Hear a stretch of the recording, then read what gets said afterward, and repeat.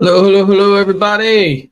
Just noticed I'm looking a little short right now, so let me adjust my seat. Okay, that's a little better.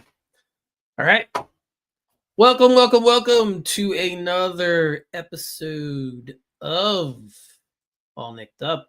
I am, of course, I'm one of your hosts, Eric, and we got a lot to talk about. Let me bring the other two guys in. Let me bring Joe and Ty in now. Hello, gentlemen. Hello. Yes. I'm thinking I'm back.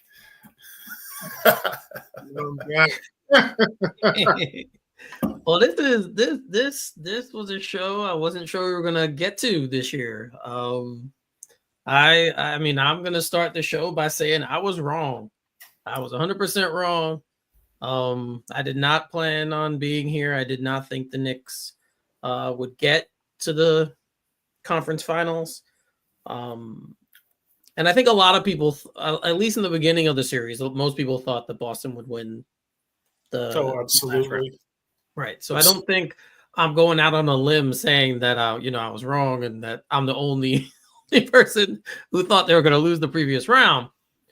And how, of course, that series progressed and played out was shocking to me. From the very first game through the end of it. I did get to go. I did go to Game 6 at Madison Square Garden. That was a crazy and fun and wild experience.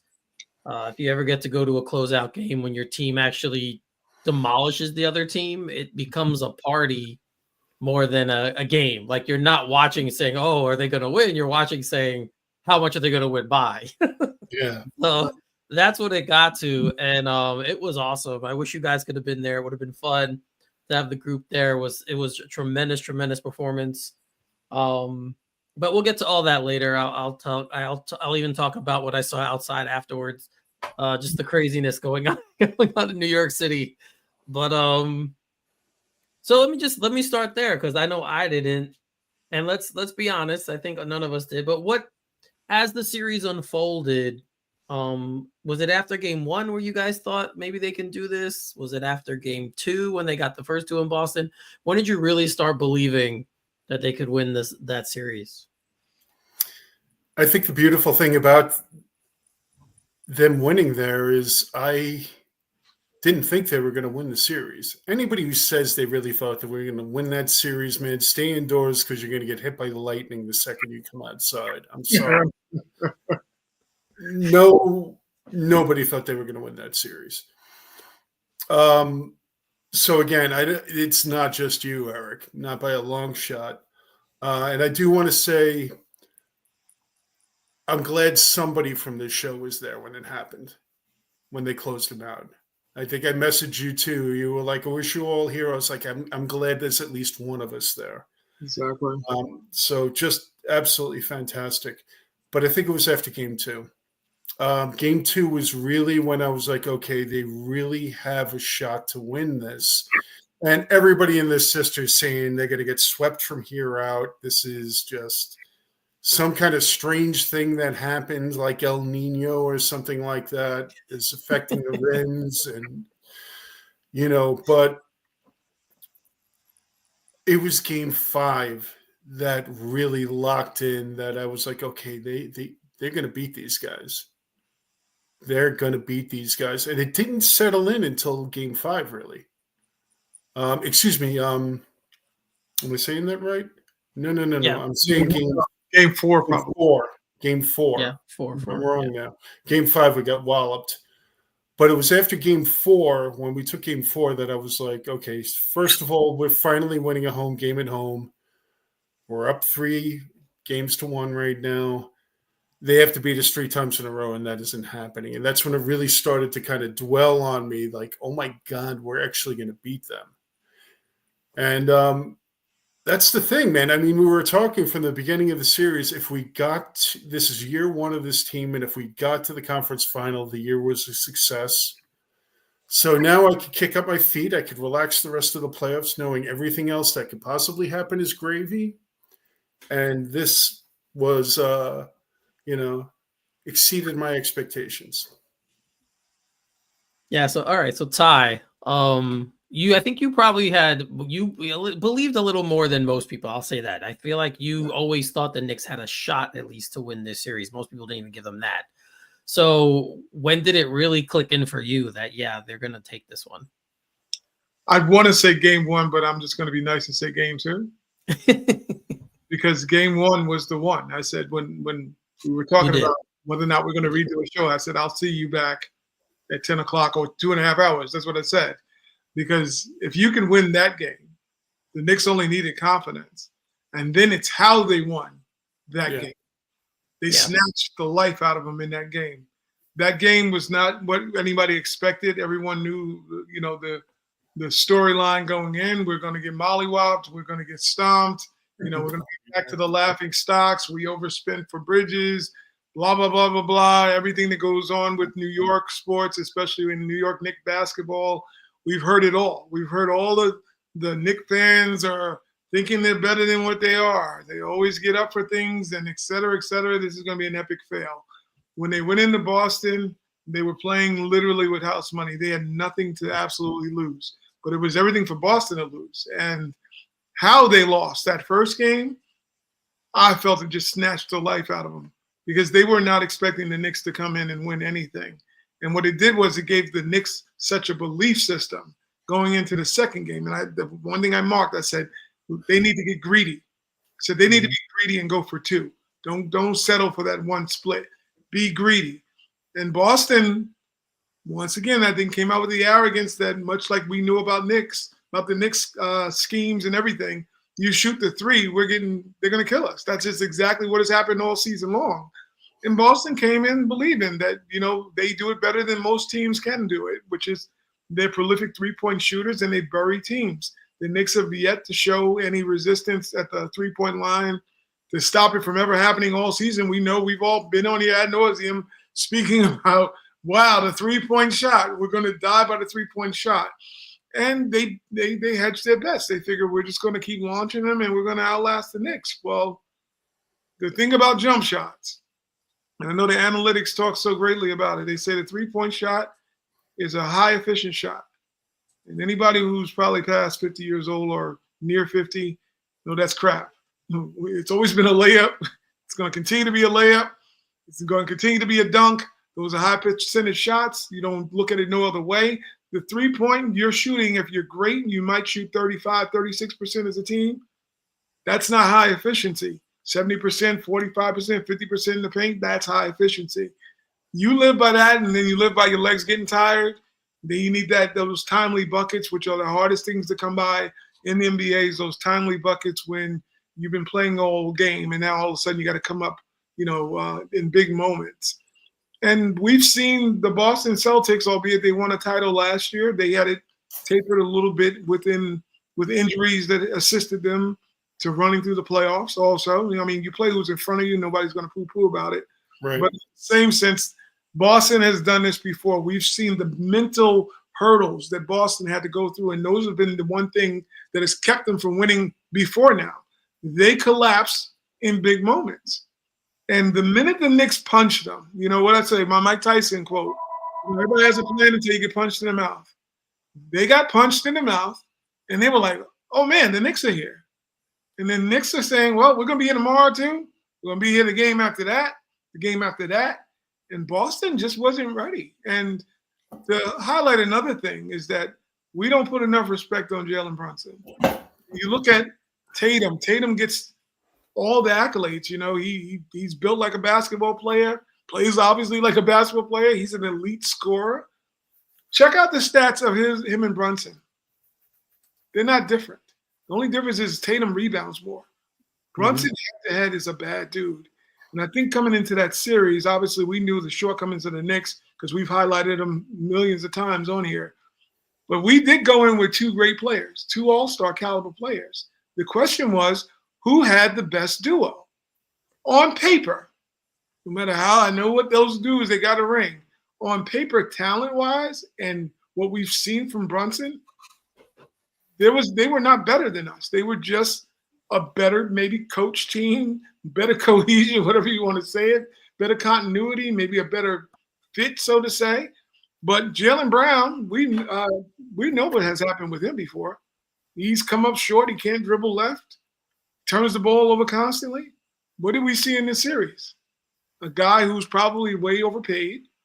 He probably caught fire in the finals, and he became MVP. That's all we got, and that's fine. Not belittling him, but the Knicks got two of the best players in the league for their positions. It's period.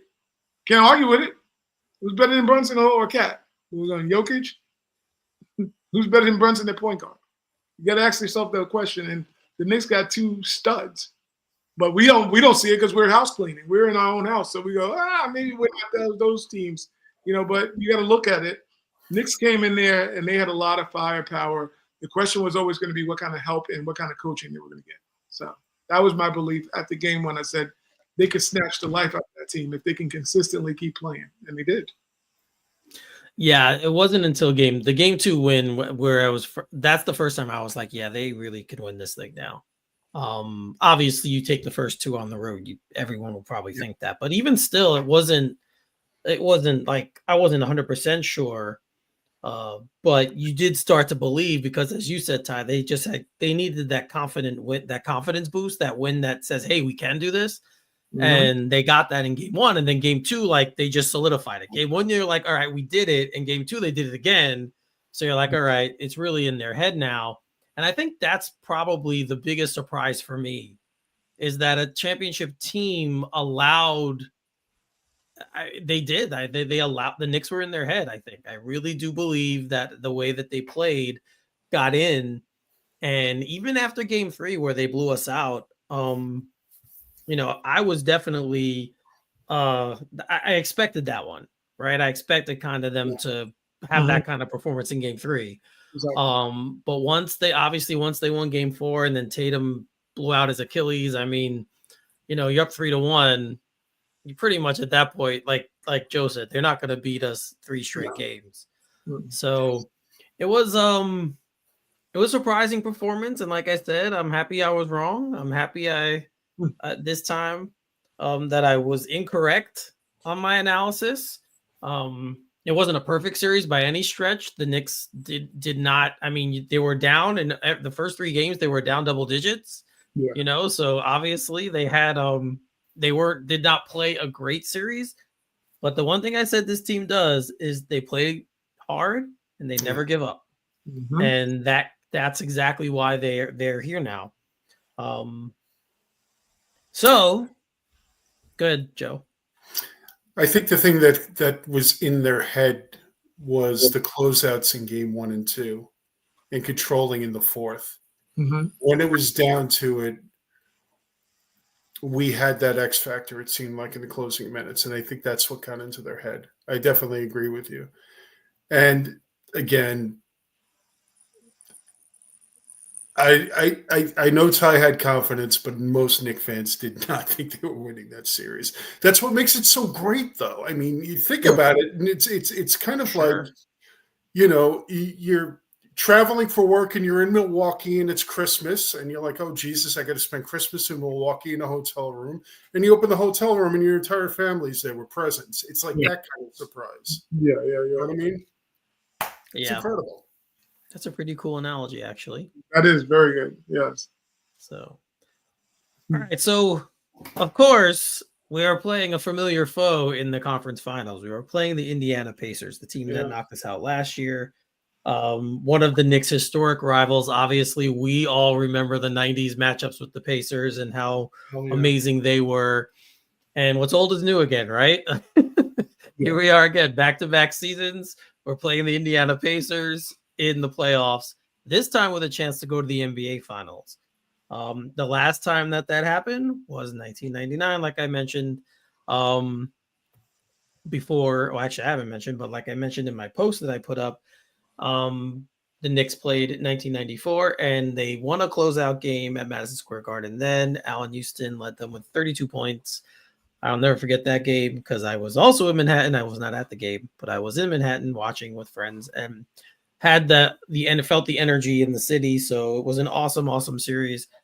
This one, it's a really intriguing matchup for me because I'll say this from my point of view, the Pacers are a better team 1 through 15.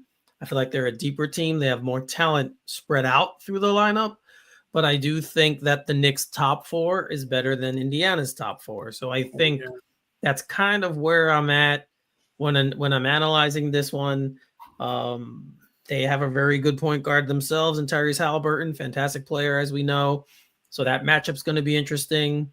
Who do they put on him? Do they put Bridges on him? That would be my, the way I'd go with it. But maybe he decides to go Josh Hart. Who knows? I don't know what they do. But what about this series you guys think is a bigger motivating factor? Obviously, it's to get to the finals, so that's probably the biggest one. But how much of the revenge from last year do you think is playing in this one? I think there were a lot of bad feelings in that series last year. I think that these teams do not like each other at all.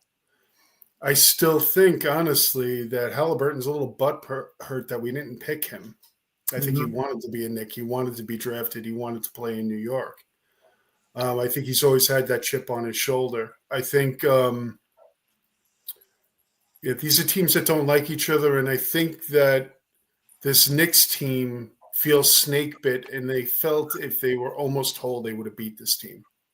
Probably. I think that they feel like they are the better team, and that's exactly how I want them to walk into this. What about you, Ty? What do you think? Do you think there's a hangover from last year? I think it's a little bit of a hangover. I just think that what we're looking at is Jalen Brunson. I think Jalen Brunson has a kill list, and he just hasn't told anybody about it. It's in his back pocket, probably in a pocket protector because he's a nerd. I just think that the dude has heard what people have been saying, And I think the entire Knicks squad, let's just go rewind back to the beginning, which was Detroit. They heard what people were saying. They've heard that a young team is going to come in and mollywop them. That's all they've heard every round so far. The Knicks are good, can't beat great teams. There's a lot of chirp, about the Knicks just not being, they don't have the guy. We've heard that about Brunson. He's undersized. You watch the montage of critics and experts that discounted the Knicks getting Brunson. This dude has been bet against probably his whole entire life. I was laughing coming home. I was like, he reminds me of a Funko Pop. He's just all head and a small body. You don't see a basketball player anywhere in that dude's physique. And yet he's probably heard that his whole entire life. You're just not that dude. So when you fast forward, he's like, okay, Detroit, you're supposed to come in and beat up on us.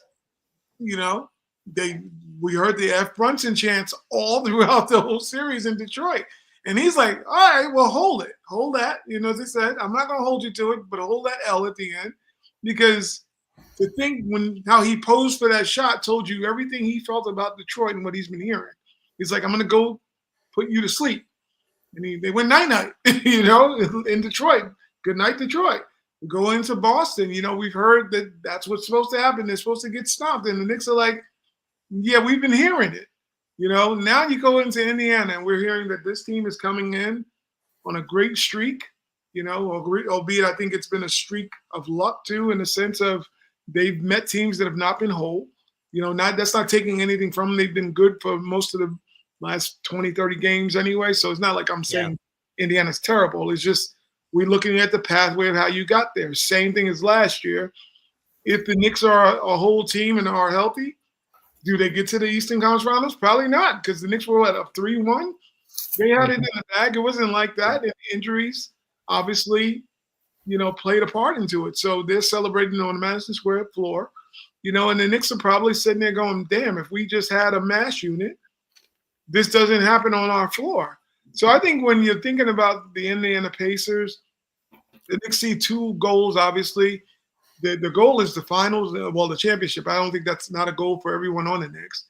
But I think they're also saying that, we've been doubted a lot and talked down a lot about how good we can be. And this team right now is standing in our way of eating. And even more so, it's more incentivized that you beat us last year. I think, like I said, if the Knicks can get OG Anunoby to get at least 20-something points a game, this series is not going to be what people think it is.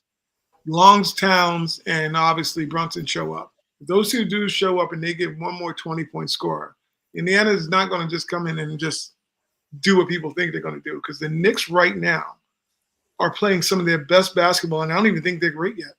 I don't even think that they're even moderately as good as they can be. They're not peaking, definitely not. They haven't peaked.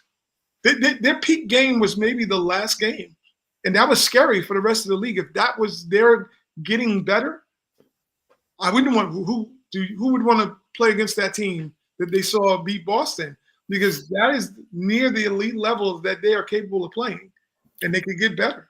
So I think that this is going to be an incentive from last season, whether they want to say no, it's not. Yeah, it is.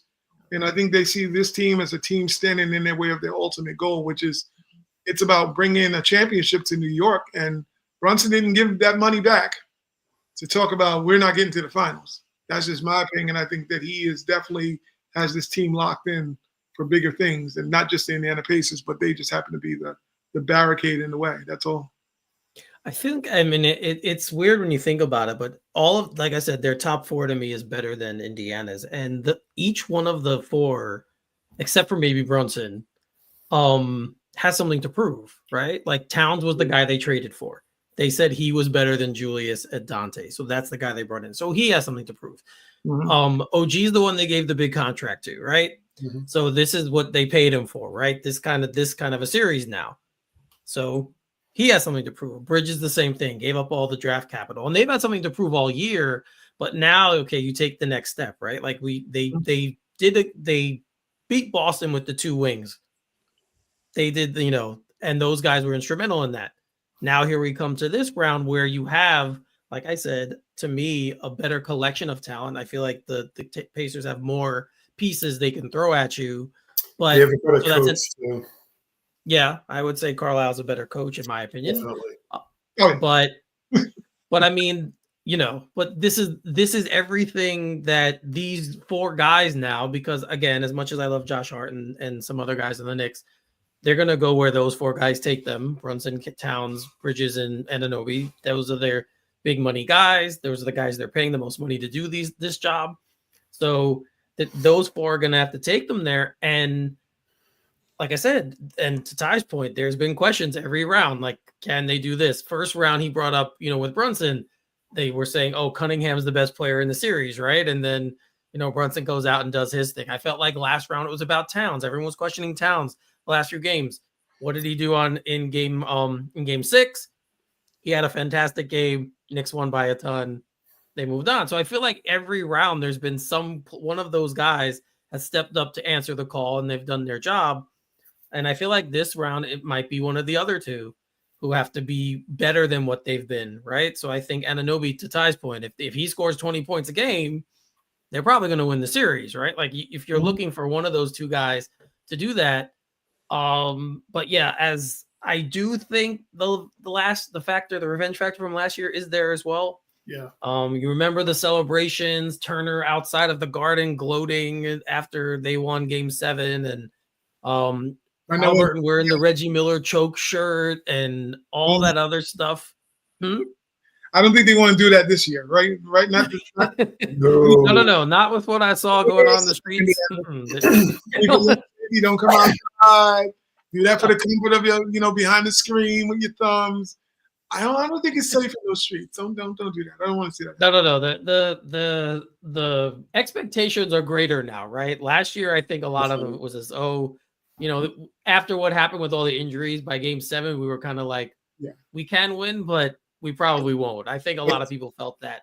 I think there's a more dangerous aspect of this roster, and it could be debatable at times. And we've even debated which roster was better when healthy last year's or this year's. But I think the one thing that this roster has that is almost like unheard of for a Knicks roster, we have 4 guys that could step up and give you 20 plus on any given night. And we've seen the rotating cast step up and do that. We're a lot more dangerous in that way. And we're playing better defense. And don't forget what Cat did to that roster in 3 games this season.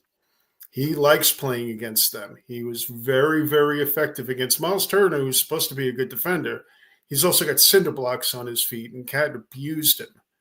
So, it's going to be exciting. I think we're seeing this team finally blossom. It's been frustrating for all of us because we knew the talent and we weren't seeing the product on the floor.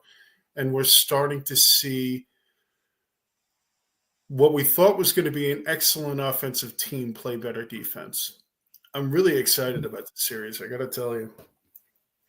All right, who's your X factor for the Knicks in this series? Definitely Cat. Okay. Ty, what about you? I'm going to still stick with OG. I just think that what he can bring to the table could just be so different. Brunson steps up. We know what Brunson. I don't care if they stop him any game. I just think he's going to unlock the Da Vinci Code at some point. He's just that talented and that smart. Towns, obviously, it's a given. I think this series definitely is his to win. Because I always say he has the advantage anytime he's on the floor. I don't want to hear no one say, Brunson. I love Brunson, but the advantage is Karl Anthony Towns every series because the talent is so unique. He's a matchup. He's a nightmare on a matchup for anybody to really guard when he's focused on scoring in different ways and not just, relying on the 3-point shot. If he doesn't never settle for that, he's just going to be great and get rebounds, and he's going to walk out with a hellified number in the end because the dude probably can get 40 or 50 and he won't even sweat. This is how good he is. But for me, it's OG because when you are getting this deeper into the playoffs, usually you survive by you have three players of significant impact, for their position. A guy like OG Anunoby has proven at some points that he's a 22-point scorer and can get you 5 or 6, 8 rebounds, and he can just lock you the hell down. The dude is a menace on defense. And if you unleash him and unleash a guy like what we saw with Tatum, that fadeaway shot, when you start putting those guys and they start operating on that way, it's kind of hard to really breathe when they get activated. So a guy like OG Anunoby, if his 3-point shots are falling and he's playing that elite level defense, this is a different, I'm telling you, this is going to be a different series. It won't be as 7 games as people think because that's a deciding players of impact coming into any series that are playing at a high level. You're going to mollywop most teams. I'm not just talking about the Knicks. I'm saying any team, when you have 3 elite players playing at a high level coming into a series, you're more than likely going to win that series. It's just basketball in general. So, I think OG is the swing factor. That is just exactly what small forwards are in this league, right, in this day and time. If you can be a significant wing, we've seen it with Durant, we've seen it with Iguodala, we've seen it with anyone pretty much who's won an MVP is damn near a small forward type. Jason Brown last year, he was a small forward. These guys tend to make the difference in series. So he can literally come out and be a difference maker because he's going to be forgotten. The concentration is going to be on Cat and it's going to be on Brunson. Somebody's open. Who's ever open needs to kill it. And if he kills it, I think my concern about Anunoby, though, in this series, as far as his offensive output, is he's going to draw Siakam. Siakam's a very good defender. Yeah. And he's also someone who is very familiar with him. They played many years together. He's very familiar with what he can and can't do. I'm just hoping, we've seen kind of OG's game evolve offensively. We've seen an offensive player that we did not recognize really this year at different points. So we're hoping that maybe will be a little bit different, but it'll be interesting to see. I'll be very impressed if he has really strong offensive output because it's not a good draw defensively for him. Well, he hasn't had a good offensive playoffs. He's shooting only around 40% for the whole playoffs, so he hasn't really been. He's had games, he's had moments. Obviously, game 1 or 2 against the Celtics where he had the 28 points. He kept them in that game, and then they wound up winning. Made them able to come back. My X factor is actually Deuce McBride. The Knicks are going to need something from the bench. That's And I think he has to play well. Game one. Because like I said, they're going to need something from the bench, and he's going to have to be the guy, at least offensively, who can give them something. Unless he goes deeper into the bench, which is something I want to talk about a little bit. But I think Deuce McBride is their X factor because I think because like I said, and I think Indiana's a better team collectively, the Knicks are going to need to get something from somebody, and he's the only guy I think capable, honestly, who's in the rotation anyway, that could come out and give them something and be a difference maker for them. So he's my X factor for them going forward. I already spoke about the top four. They have to play well because if they don't, the Knicks aren't winning the series. It's just, to me, it's just that simple. They have to play well. So that's my call for the X factor in this one.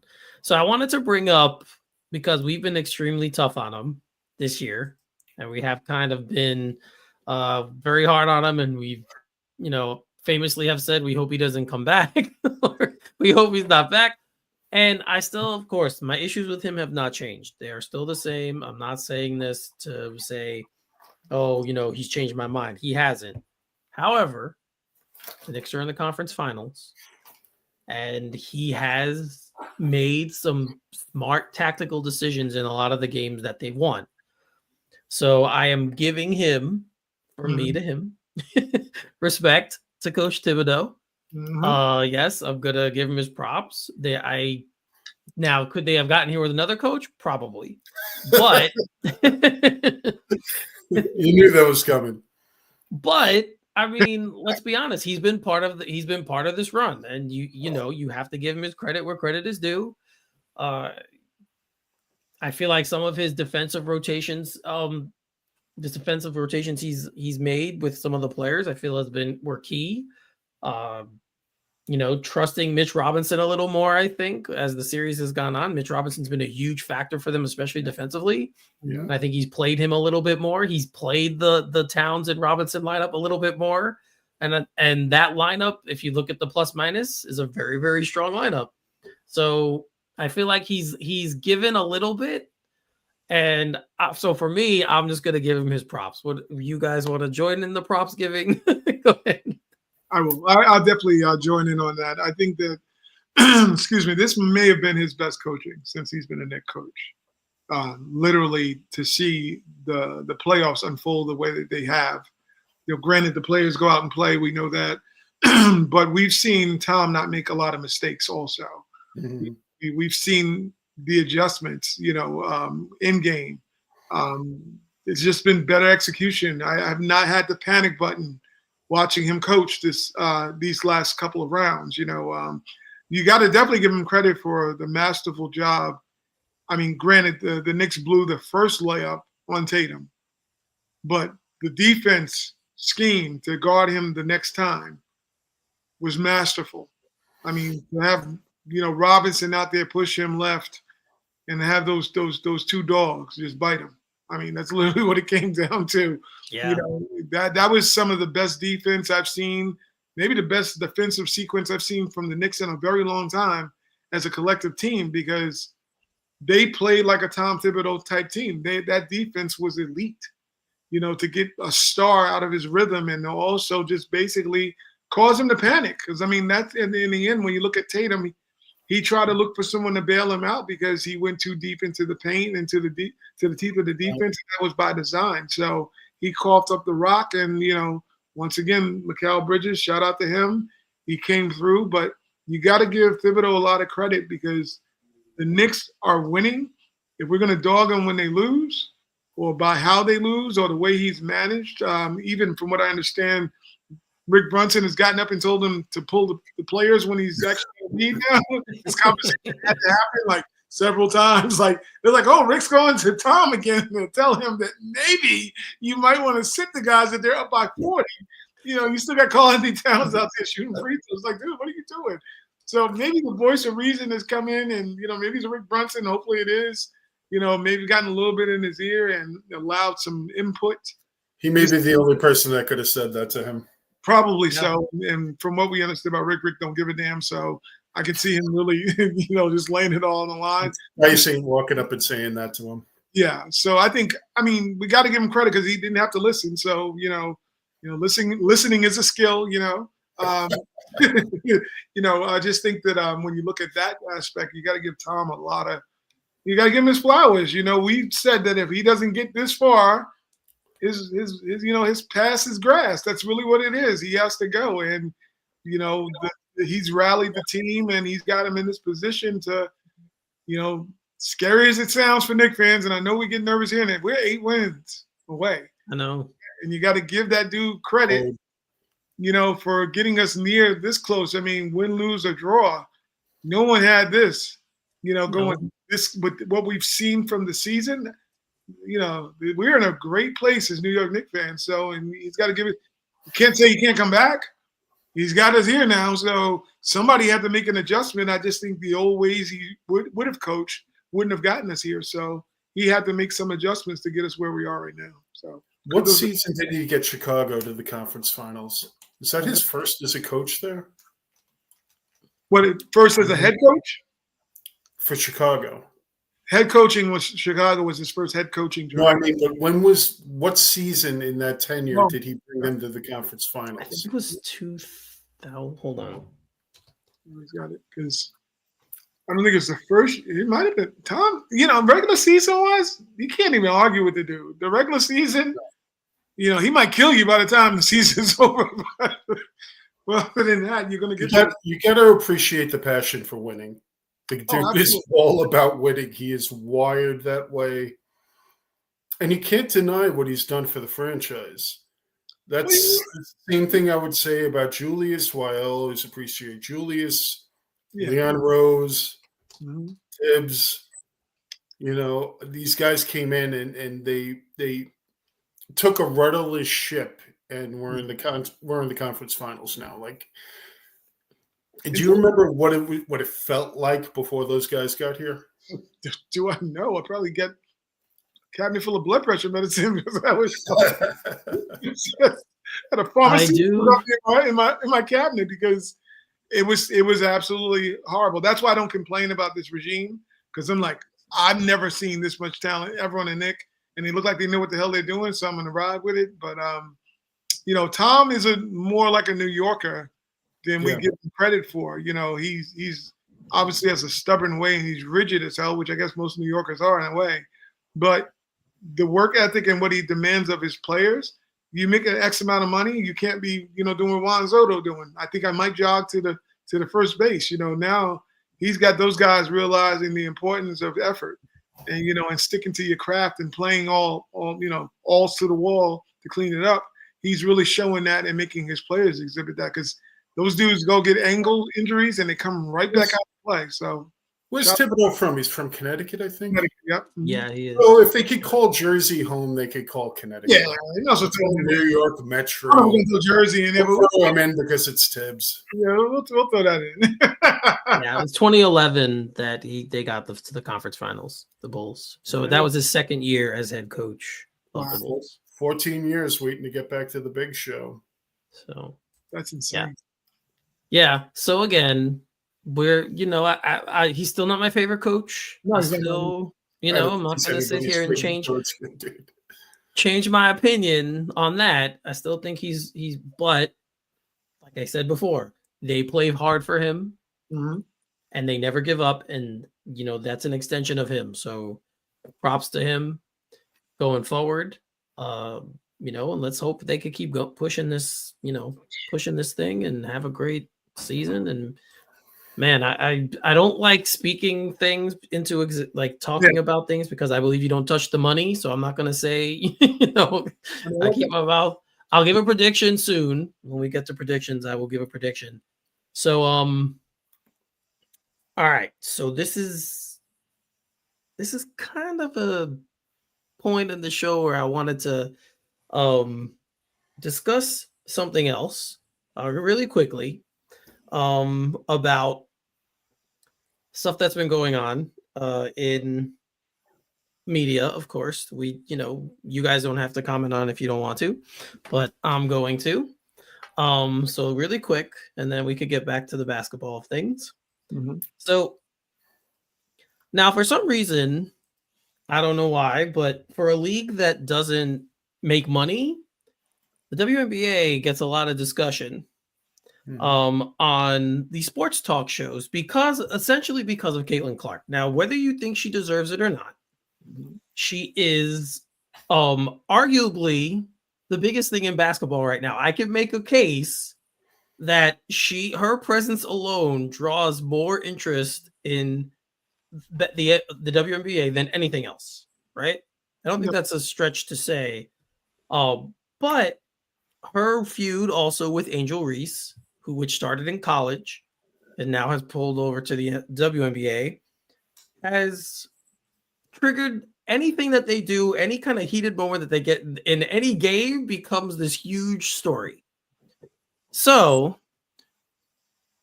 RG3, who was a former football player, had comments who were talking about what happened between them, between Angel Reese and Caitlin Clark. And he claims that Angel Reese is jealous of Caitlin Clark. Like, that was his claim, saying that she's jealous of her and whatever. So then Ryan Clark, no relation to Caitlin, by the way. Ryan Clark felt the need to go at RG3, and he started bringing his wife into it because his wife is white. Oh, wow. So yes. So RG3. So Ryan Clark made a comment saying, you're not as sympathetic to Angel Reese, who is black, and because you're married to a white woman. Essentially, that's how it comes across, right? Wow. So I wanted to discuss this because I was reading about it before, and I'm like, I have a platform. I'm going to talk about this for a little while. You guys don't know about it, don't have to talk about it. I don't care. But I'll talk about it. Yeah, I'll definitely talk about it. I'd love to. It bothers me that these guys who, first of all, did not play basketball, right? They were not basketball players, that they're commenting on this specific rivalry. And then the second part is they're not women either. Like, these are two guys talking about these two women. And I know they're paid to talk sports. I get that part. But when you add the extra layers of then that situation, bringing in some guy who's had a different opinion of her, bringing in his family, bringing in his wife, because she happens to be white, then the funniest part is Ryan Clark actually has a child with a white woman, but that's neither here nor there either at this point. I was going to ask that. Well, did he go himself and he's like bunny? I mean, what's going on here? And I said, nah, he probably got something to do. So go on. I'm sorry. He does. So, I mean, reading this whole thing, and my larger point about all of this is just what media has become, right? This is what sports media has become now. It's no longer about reviewing a game or watching a game and speaking about what's happening in the game. Yeah. It's the extra stuff. And it's a microcosm of everything in society, but we are losing the pure, what's the word I'm looking for? I guess the pureness behind what sports is. Yeah. And when you start bringing all these other layers, and yes, are there racial elements of sports? Of course. No one's going to sit here. I'm not going to sit here and say there aren't racial elements in sports, but that, because she's white and Angel Reese is black. Now, if I'm being honest, that to me, it's more like when you look at the type of player each of them are, it's more like a Larry Bird versus maybe like a Rick Mahorn type thing. Like Angel Reese is not. Angel Reese is not a great. Magic Johnson. She's not mentioned. Right. It's not that level. Like, maybe someone will come in who will be of that level of her, and then you can make that comparison. But when you just trivialize everything down to this one moment, and then you're talking about this stuff, and then you're making it personal with another commentator who's doing his job and just giving his opinion because you don't agree with it. And then you're going to bring the race part into it because, he's married to a white woman, and the whole thing. I'm so tired of this stuff. Like, I want sports back to what it has always been for me, which is an escape from this crap.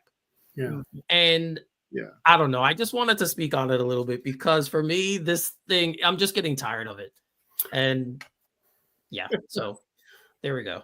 God, Joe. I get your point, and it's a product of our times, Eric. I mean, first of all, the beef between the two of them is probably the best thing for the league. Anything that could draw attention to what has been a putrid product over the years. I'm sorry. It's been a terrible product. Anything that draws attention to it in a really highly intelligent world, the two of them would have manufactured this. Who knows? Maybe they like each other. I blame the clown car shows in the media, First Take, Stephen A. Smith's, who's that other jackhole that he was doing First Take with? Skip Bayless. Skip Bayless, thank you. All of these guys, and the just the hyperbole and the nonsense. Yes, Craig, I said hyperbole. And just all of the nonsense, it's how you attract attention, and that league needs that. So, I mean, any of the mud throwing or the perceived beef between people or the conversations that get out of line, if it gets people interested in it, that's great. For me personally, it's all about Cameron Brink. She's fine. Like, that's my only interest in the entire league. I mean, have you seen the Sports Illustrated photos of her for this year? Are we stepping on like creepy old man territory here? Because I'm human, man. I'm human. Go online, check it out. You know, it's for me, it's like kind of crazy. This man got, thought of as being like some, goofball person when you think about WWE wrestling. I grew up a WWF fan, NWA wrestling. I mean, my grandfather watched wrestling, rest in peace to him. It was just the thing in my family to do. And for the longest time, he kept, it's fake. These manufactured stories and, blah, blah, blah. You've heard me I've actually used Lou Albano sometimes or other wrestling managers as part of a reference on here to joke around about. But it's literally, when you think about it, it's like when I used to tell people about the Inquirer. There was a time when the Inquirer was thought to be like this terrible thing in the grocery store. Don't go to that magazine. It's terrible. They're making up everything, et cetera, et cetera, et cetera. And here we are. The Inquirer would look normal now. It would look like it was some regular journalism. Same thing applies when you look at basketball and football and the commentary around all these major sports. It has become sports entertainment. It's no longer a sport. What you're doing is you have everybody who has a microphone, and I know we're sitting on a podcast right now, but not every podcast has the same integrity.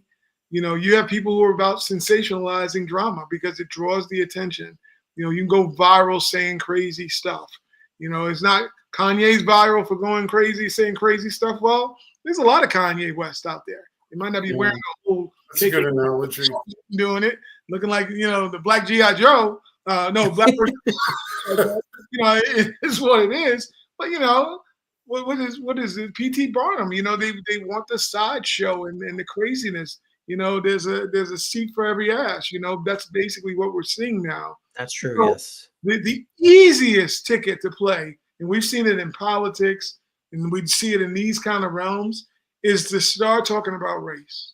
It is the one lightning rod that and I'm going to speak from a Black perspective here, I kind of get tired of it being weaponized because most of the time it's utilized for the wrong time in the wrong moment.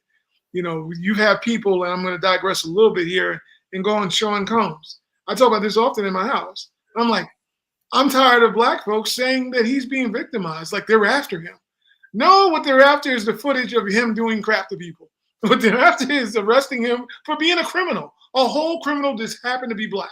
That's right. All this is about.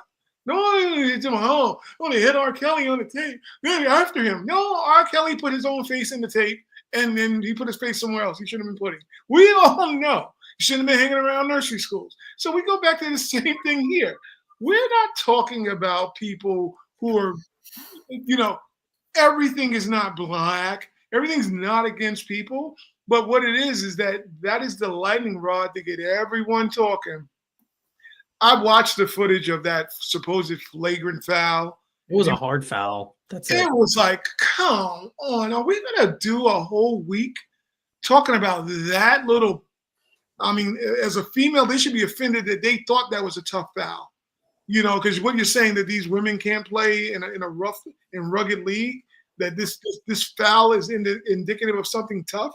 It was just a bad foul. It wasn't nothing malicious. She walked away.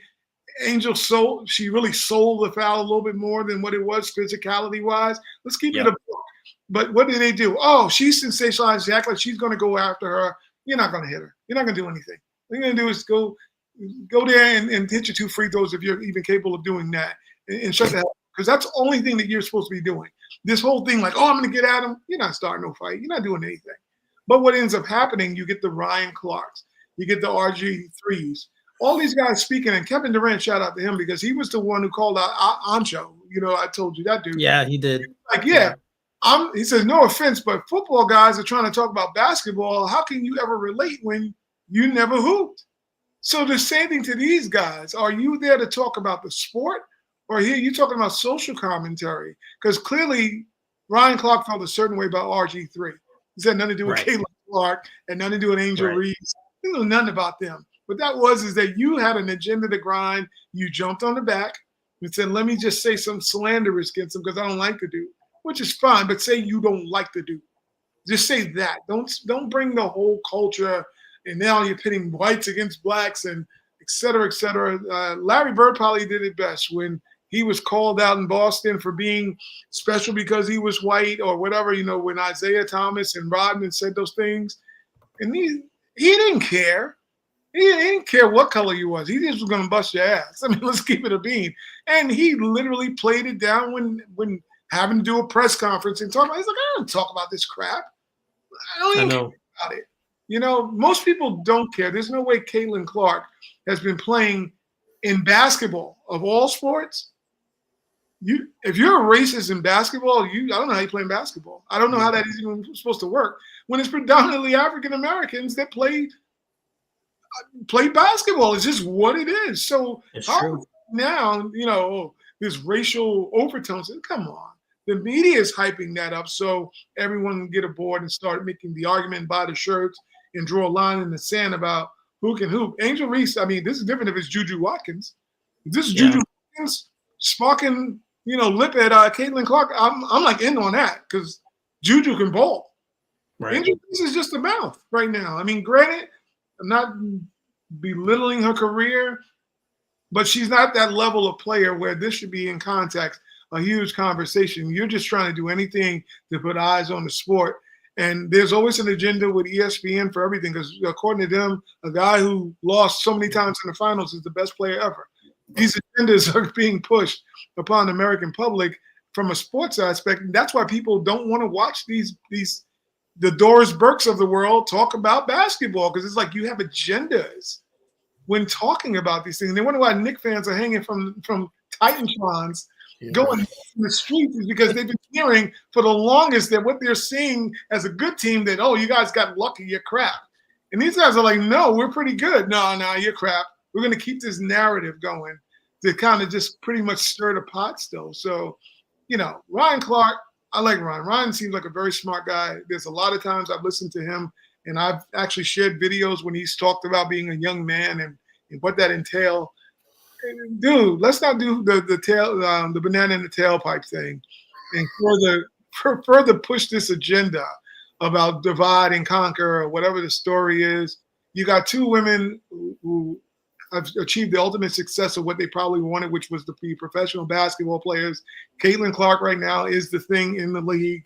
You know, like it, love it, hate it, whatever. We've heard white women dog her. It's not – I just think it's jealousy overall. I don't think it has nothing to do with color. It's just they are just jealous that she's getting the attention that most of them believe they want or should have because they paid their dues or maybe don't feel she's as good, whatever the story is. I mean, she's putting up numbers.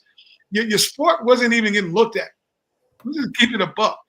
Besides the first 4 championships I watched, and I'm a hoop fan of any level, I love basketball. I watch Pee Wee. I don't care. I love hoop. The first 4 years is the most I've watched the WNBA. When Houston was running off those championships and New York was in the finals, I watched a little bit last year because New York won and they were in the finals. So I did pay attention then. But let's just the buck. The sport has been terrible.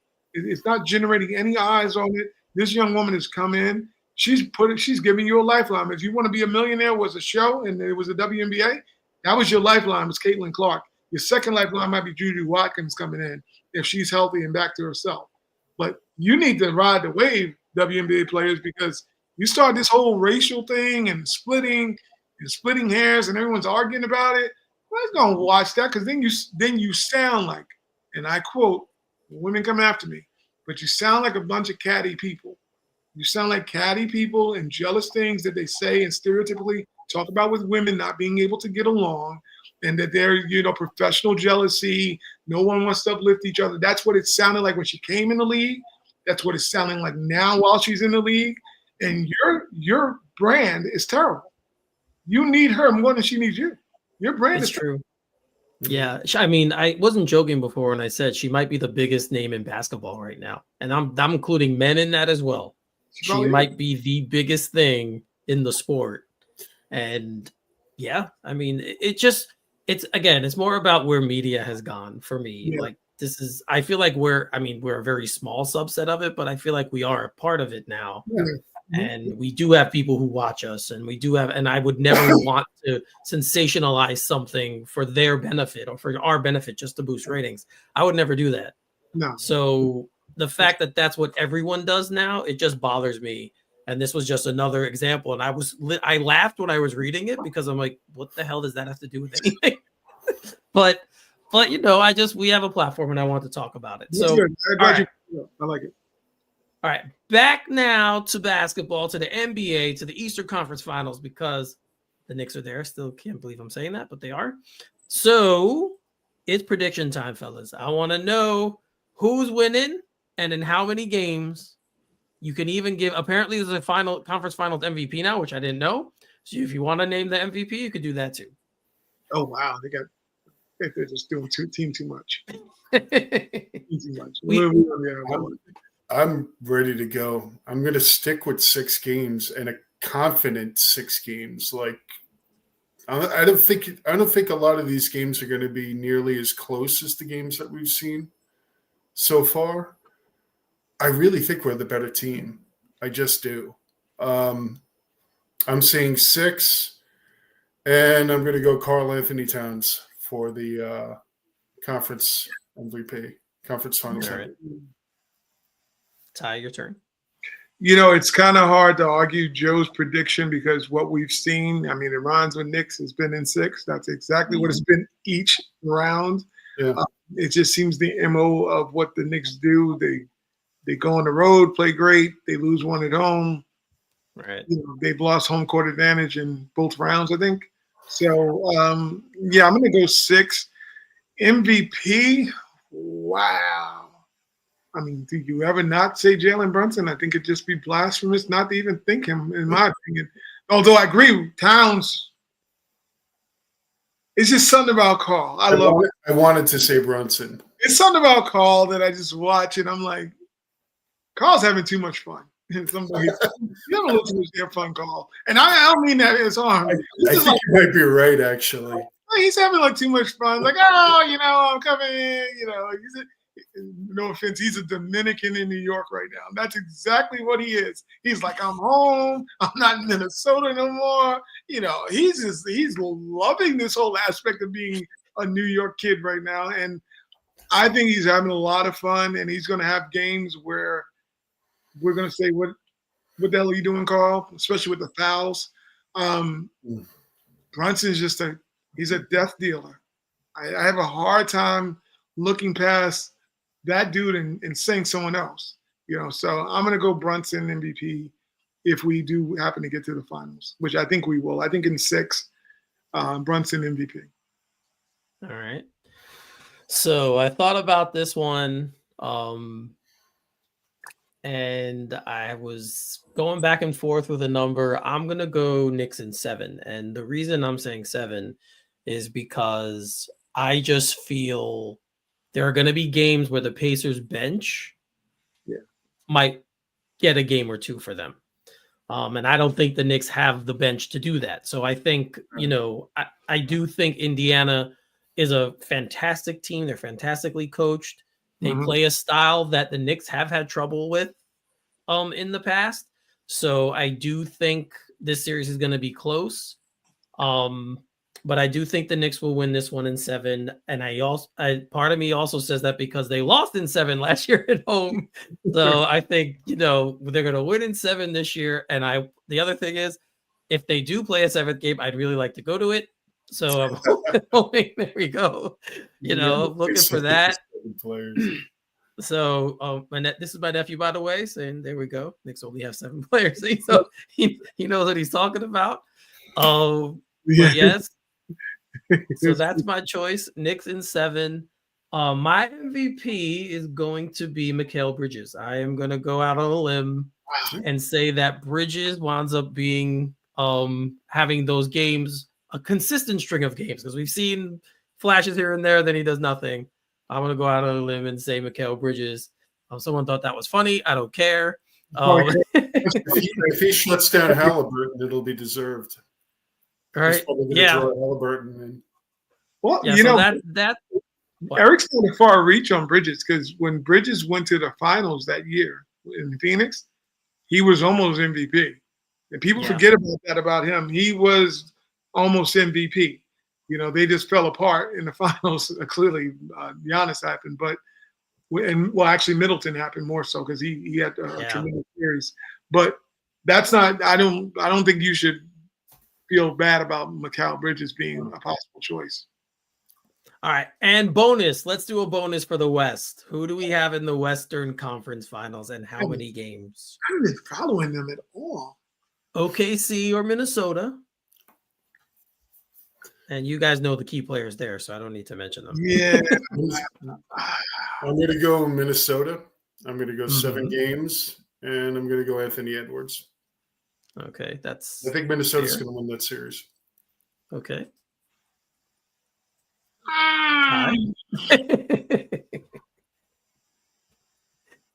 Well, we went 7. They went 7 against Denver, right? OKC. Yeah. Yes. With many beat what? Golden State. They did it in 6 or 5. 6. They won in 6, but don't forget Curry didn't play like 3 games. Yeah, see that's what I'm asking. I wanted to know how long it took them to beat a Curryless team. They didn't go get no rotis, no nothing. None of that. There was no no bust up shots, no nothing. It was like they had no Curry. You took 6 games. Nothing. I'm going to probably go OKC. It might go 7. Shai Gilgeous-Alexander. I don't think you can go wrong ever with that. It's just something about Minnesota for me. As great as that kid is, and we know what they talk about with him, there's just something so immature about Anthony Edwards that I'm just waiting for that moment. Now maybe it never happens. I pray it doesn't. I don't. Hopefully they never put a microphone in front of him if he gets to the finals. This is what I'm hoping. They never have a hot mic at all. Because man, that dude's a disaster waiting to happen. But OKC, if they got past Denver, which I think is their nemesis, that's their nemesis. You got the best player by MVP status. He's probably gonna win MVP of the league. They play a tenacious brand of basketball, and they're healthy. And no disrespect to Julius, I'm just waiting for his moment.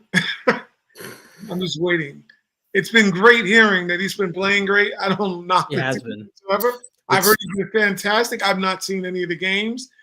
I'm just a person of averages that we've seen Julius play great. And a team like OKC can really be a problem with someone who's not a quick decision maker.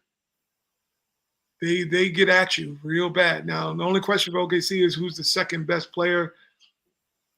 And I know they have the talent, but I'm saying who's going to be that next dude other than Shai? It has to be the slim man, I would think.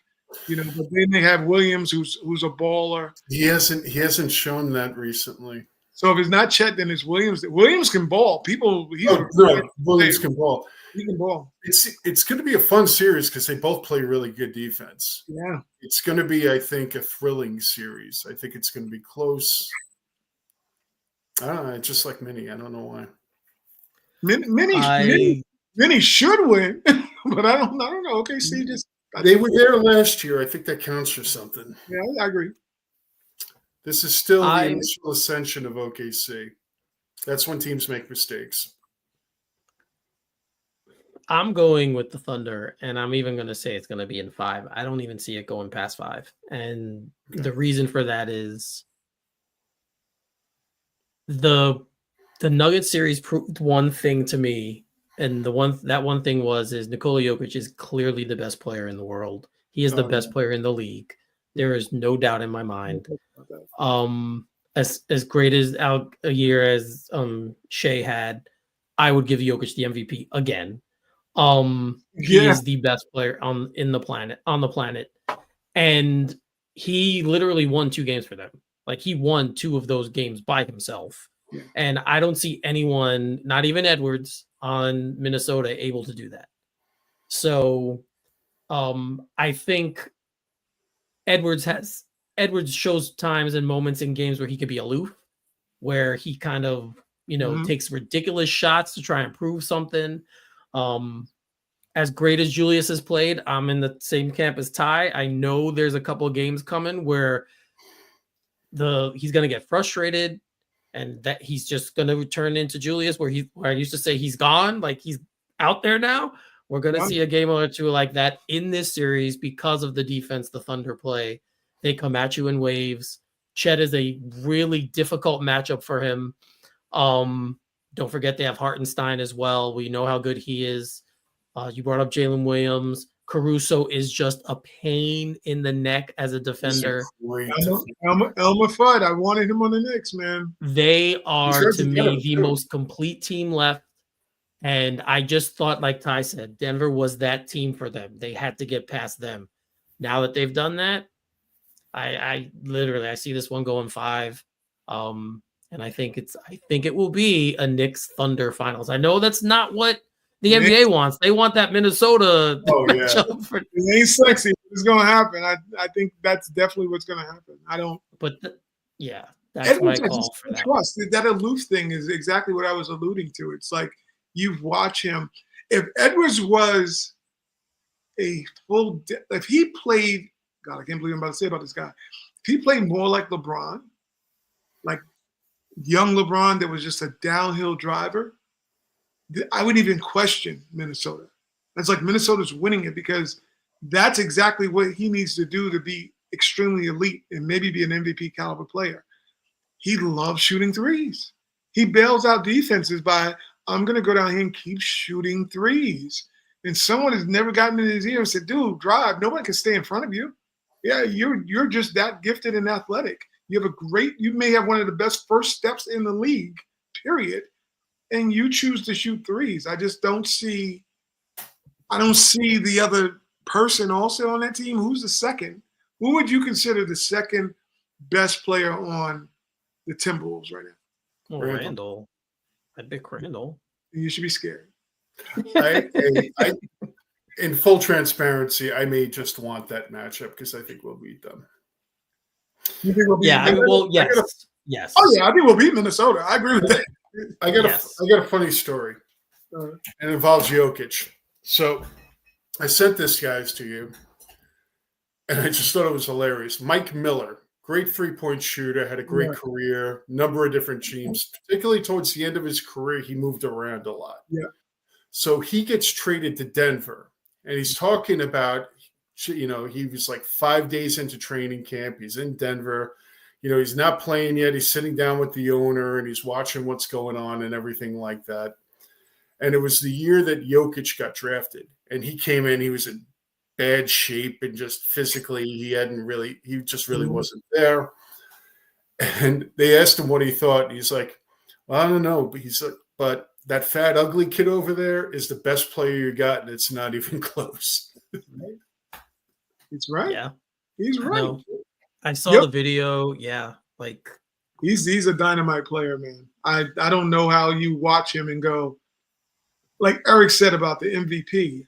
I laugh because if there was a year Shea should have won, it probably was last year. And that's not even smacking Jokic. It's like that might have been like the year you go, okay. This year, the dude is averaging almost a triple-double, some ridiculous stats. He's just friggin' elite on another level. And it's like, how do you can't not give him MVP? You serious? You can't give that to Shea this year. It's second place every year for who's ever up against them because he's just that special of a talent. And it's sad that he's not able to almost play in the finals.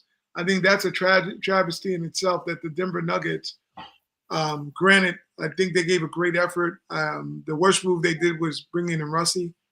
If someone thinks they're ever going to win bringing that dude in, and there's no offense, it's just, I called it. I said, if Russie was your move, you're not going anywhere because it's like, that can't be an answer.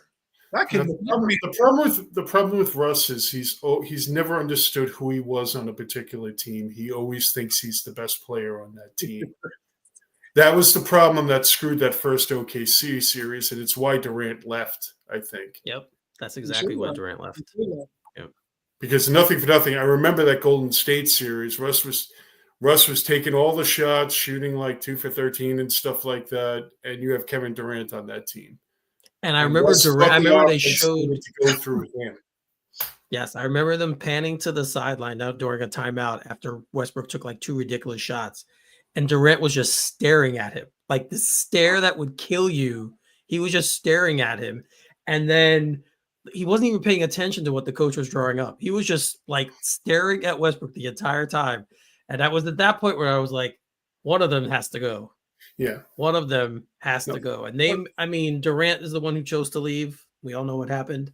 But if I was OKC, I'd have been like, look, what do you need to stay? We need to trade this dude because I'll trade him tomorrow. No, Russ has had a good career. He's a very good player, but he's not Kevin Durant. No. And he's never understood who he was as a player. He's never understood who he was as a player. You know what's sad? You know what's sad about him so full circle? He's playing the same way after all these years. And he's got no awareness, dude. Zero awareness. His numbers, I forgot what they put him up for that series. They might as well put Bronny. They might as well play Bronny. Yeah. Because he was an abomination for a playoff veteran in a series of importance. His numbers were if I'm not mistaken, maybe it was the last game or whatever. It is not what you expect from a former MVP and a guy who's been in the league 10 plus years. And that is what you give to arguably the best player in the last 5 to 6 years in Jokic. And you're saying go out and win something with that. Are you kidding me? That's dirty work by Denver. And I wouldn't be shocked if Jokic decided to say, hey, you know what? Somebody got another bag that I can go play in because I know he doesn't maybe want to be in a big market, but they can't build around him. And that was just, somebody that caliber, Russell Westbrook. How do you give that dude that guy? Well, that was a Calvin Booth decision, and he's right now, fly fishing in the Adirondacks, I think. It's literally, shoot, if I'm whatchamacallit, maybe Dallas should have asked them if they wanted Cooper Flag and try to go get Jokic. He only has 1 more year. He has a player option coming up. I don't know how he stays in Denver because they can't build nothing around him moving forward. Michael J. Porter, big contract, that's sewn up. Nobody's going to trade for that dude now with these salary caps and these aprons. So what's the next move? Jamal Murray, great player. Just physically, he's never going to be the whole player. He's never been okay since that knee. Yep. So they got the max out of him that 1 year they won, and they'll never get more out of him after that. So Denver is one of those teams that's going to be a victim of circumstances, especially with the cap and making decisions for the short term instead of the long term. So I can't see him wanting to stay. What if that dude wants to win? He can't win there no more. I know. sad. And they're gonna. I mean, they have to pay. Aaron They have Gordon to was pay Christian. Yeah, they have to pay Christian Braun, or Brown, however you say his name, because he's been very good for them. He's on the rise, so they got to keep him. Yeah. So they have. I mean, they have decisions to make. You're right. I don't know what they're gonna do. The flip side to it is, as Jokic gets older, in your mind, you're like, we can flip him and get a lot of assets back. Mm-hmm. So you kind of have to weigh that part of it too. He's not the type that's going to be like, yeah, you got to get rid of me. I think he's perfectly content with where he is. Not that player. Yeah, he's very content. So I'm going to go out on a limb here, but I've never felt like he loved the game like a lot of people love the game. I don't know that I've ever felt that from him. Well, he has a funny way of showing that he doesn't, because he's so good at it. I think he's I think he's an incredibly, insanely talented human being, but I don't think basketball is life for him. His horses. He loves horses. That's his thing. I don't think that he would take that kind of move against the team that drafted him. No, I don't think so. The title. I don't think he's that kind of like a. He's not cutthroat like that. No. I don't think he's that motivated by winning another title, is what I'm saying. And he's one of those players too. I can't picture somewhere else. Like, there's a lot of guys I can picture moving on. Mm-hmm. I can't picture him playing anywhere else. I can picture him as a Spur. No, not even there. That's about the closest thing he could look like in a uniform. Nah, that ugly uniform. Nah, I can't see him there. I don't know where. He's not going to Miami, clearly. No. Walking around South Beach with like the sandals with like the socks on and everything like that, the white tube socks, and it would have all of his hair follicles. That would be cool. It would have to be another mid to small market. Like he's not a big market guy. Like he's not. He's an OKC type. Maybe that's the only. Yeah, OKC, like a team like Sacramento. Like, it's crazy to say Sacramento, but that's the type of market I see him in. Portland. Portland, yeah. Markets like that. That's where I see him if he doesn't stay in Denver. And I think he is. I think he's re-upping in Denver. He's also the type of guy who might say, I'm done with this. I'm retiring. That's what Barry Sanders did, and just say, I don't feel like playing anymore. So, yeah, I've been the best player for years now, and I don't need this anymore. Such a casual MVP. It's so crazy with that dude. Like, it's like, I'm going to go play with my horse, and I'm going to win 4 or 5 MVPs in a row. And that's it. And he rolls. He rolls out, and that's all he does. It's amazing. It really is. He's such a unique. I mean, like we all say all the time, you look at him, you're like, that guy, I mean, height-wise, you say he's a basketball player, but you watch him move, you're like, he was a 3-time MVP. Like, I would say him and Brunson are the two funny dudes, like watching them play. Similar story, second round picks, assuming athletes, and you look at them and you're like, they'll kick anybody's ass, literally. That's just literally what it comes down to, and they don't look nowhere near the part. So, nope. That's definitely reminds me of a less athletic Adriana Sabonis. Especially when Sabonis was younger, for sure. Like that, he's probably the closest thing we're gonna get to him. Yeah, to Sabonis, and like you said, Joe, if he had his athleticism, oh Lord, good God, Before the knee injury, Sabonis was very athletic. Yeah, I mean the vision, the court vision, the passing, all that stuff. That's what I'm talking about. Shooting, the game, the style he plays. Yeah, very much. Skill. That dude hits some shots, man. I've seen him like spin, and get off some ridiculous 3-point shots. And it's like, he's so skilled. And it goes back to what the league is missing, skilled players. They are more athletic than anything, but they are terribly skilled players. Those fundamental footwork you can see in Brunson, you can see in Jokic, those Shai Gilgeous-Alexander, those dudes that are elite, their footwork is impeccable. That's why they're as good as they are, because they don't look like they should be blowing past anyone, but they got the fundamentals down pat. Well, Flag has a full court game, so what's coming in, the next guy that's coming in, he does have that type of game where he can play, anywhere pretty much, play any position on the floor. Yeah, well, that's what he's gonna be in. Dallas. That's what happens. That's what happens when you get rigged. Well, I mean, yeah, we get on him, but Luka's who? Luka's extremely skilled. Oh, He has skill, big right? time. If he lost, if Luka's literally, if he like they have the younger footage of Luka where he's dunking, but you wonder if it's AI generated. But he was actually one of those dudes that could actually go in and get a dunk off. Moving fast. If he stayed at that level, maybe Dallas wins against Boston last year. We're just watching a guy who literally became a fat American. He went to all the fast food joints and was like, this is good.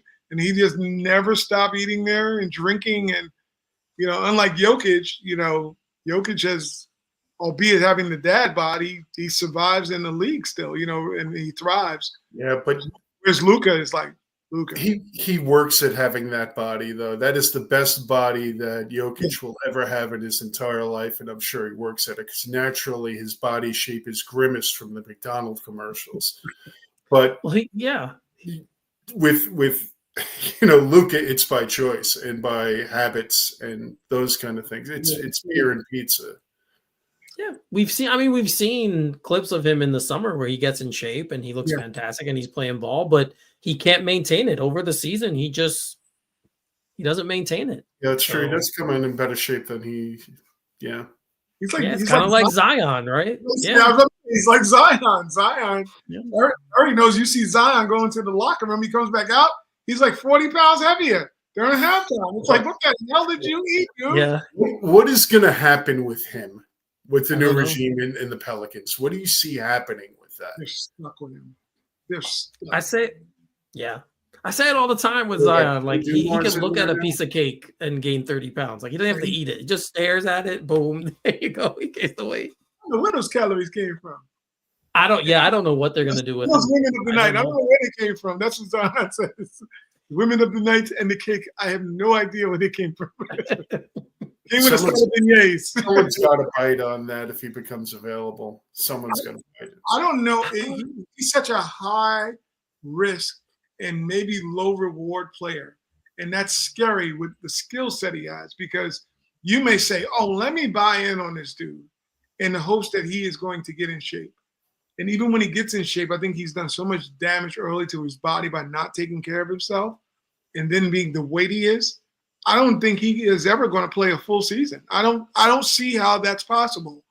Because at a young age, if his body was breaking down, he's only going to get older unless he dies. No offense, I don't want him to, but I'm just saying he's never going to reach his potential because his potential was better when he was young. And he's not realized that now. I don't know. Who would pick him up? He can't go to Miami. Someone that's probably a small market team that is irrelevant, that it's probably their only shot at being relevant. Portland. And they're willing to take that risk, like a Charlotte Bobcats or Charlotte. Portland are the two teams I can think of that would. He's averaged 42 games a year since he's been in the league. How old is he? He's only 24. He's only 24. He's baked, man. Them cookies baked. He can't. I mean, when he plays, he's fantastic. When he plays, I mean, you can't argue with it. He's fantastic. But phenomenon. When you watched him in college, you're like, oh man, this dude's gonna be you're thinking Larry LJ. Yes, stronger version of LJ. You're like thinking, and wow, you get wowed by the dunks. He tears open his sneaker on the floor. You're like, all right, this dude's gonna be a whole, incredible Hulk. And now, man, he's a victim of not having the right people around him too. There's never enough talk about that. The PGs around you, the parental guidance, those people. Unfortunately, there's more than one example of that in the league. Look at John Morant. Exactly who I was thinking of. And they're both from the same. They played on the same draft, same high school team. They played AAU basketball together. And to note that those two are probably have the worst character issues in the league because Josh still going bang bang bang like he's Cactus Jack. How do you get a gun charge and you're still shooting? What is it? Yosemite Sam pistols, air guns. Yes. It's like, dude, you're retarded, man. It's just that's the only way you can say you're a whole tard. And that don't mean mentally. That means slowed people. No, people from our generation only use that word now, right? Yeah, well, because people have the negative connotation. It means to be slowed down. So he's a little slow to get the message that maybe, dude, you've lost all your endorsements. You're barely playing any games now. Your father's getting banned from, which makes it funny with Tyrese Halliburton. To bring it back a little bit to him, to think that his dad is that way. Like Tyrese is like an Urkel. I always say he's like Urkel. I would never think his dad would now be banned from all the games. Like, where did that come from? Did you see that on his family tree? That kind of nut? He's like, I didn't see that. I was like figuring he was like some cornball. He was from Oshkosh B'gosh. He's from Oshkosh. You didn't think that dude was like his father's like T. Morant. But credit to see what he did and what Ja doesn't do is Halliburton was like, yeah, I don't condone what my dad did. Right? That's what I'm saying. He's like that's the key thing. And classy move by him. He's like, nah, you ain't gonna mess with my brand, Pops. You gotta go sit yourself down. Whereas T. Morant think that he plays for the NBA. I know. And pretty soon his son's gonna be out the NBA. Let him keep playing around. He's not electric like he used to be. He's becoming more injured. People are not gonna invest that kind of money in Ja Morant. Those first 3 or 4 years, you're looking at him like, wow, this dude might be the face of the league. Now he's injured, he can't stay healthy. He might get bounced too. Maybe they reunite in Memphis. Maybe that happens. Him and Zion. Oh, wow. Oh, but if they ever figured it out, man, that'd be quite a team. Those two. That would be. And you've got like Jared, Triple J maybe for Zion. Maybe that works. I don't know. With Bane, that might work. That team, the Pelicans, to me, don't make any sense. They should be a good team, and they don't make any sense. So, All right. Well, we're going to shut this one down now. Yes, sir. Tomorrow night, game 1. Excitement, yes. Nerves, yes. Check for me anyway. Both of them. I'm nervous. I'm excited. Both of those things. Joe, you have a comment? What are you doing? You doing finger? We're winning game 1. We're winning game 1. Oh, okay. All right. Yes. So enjoy the game, everybody. Mm-hmm. If you guys have predictions, you want to shoot us. Oh, shoot us. Jeez, I'm getting a little crazy. No Ja Morant. You want to comment on? You want to send us something in the group? Just add the comment to this chat, to this show, and we'll see them. And you want to give us your predictions. But yeah, looking forward to this series. Knicks-Pacers is always a good series. There will be drama. I know that. I don't even need to say it before it begins. Something dramatic will happen. Sadly, we have Reggie Miller every game announcing, so whatever. But there we go. I must say about Reggie before we sign off. Reggie has been respectful. He could have been a worse commentator. Doris Burke is the worst one. Doris Burke looked like she played. Doris is from Long Island. I think she's a Knicks fan, and she's like the worst person to do Knicks games. I think she is a Knicks fan, if I'm not mistaken. I've heard that because she's from Long Island, if I'm not mistaken. Yeah, she is. Yeah, West Islip. Yeah, she's West Islip. So you talk about the Knicks. Mike Breen, we know, is a Knicks fan, and he keeps it good. He has to, but yeah, very professional. He's rooting for the Knicks, but you would never know that by his commentary. But there's this agenda, but Reggie has not been terrible. And Josh will let him know what the fans are telling him. That's for sure. We learned that last year. and just before we go too, Richard Jefferson doesn't bother me anymore. Like he does. I was gonna say that. That's so funny you bring him up. Yeah, he was very he just calls it kind of even, right? He just kind of He's been complimenting the Knicks. And there's a podcast where it's him, Perk, and Channing Frye. I forgot the name of it. But when you can hear the athletes speak, candid without any restrictions and the cuss words are coming out, you realize he's not as bad as you think. He just kind of tells it like it is. He sounds like a regular person. So, all right. Well, we might get them for the weekend games that we have. So any of the weekend games, we probably get the Breen, Burke, and Jefferson crew. But mostly it's going to be Reggie Miller. So enjoy that, though. LeBron James, 34 years in the league. That's all he knows how to say. I know. Anyway, enjoy the game, guys. We'll be back next week. Either we'll figure out when the best day to record is. If they play again on a Wednesday, maybe we'll do another Tuesday show. We'll see. I don't know. But for Ty and Joe, I'm Eric. You're watching All Nicked Up. Go Knicks!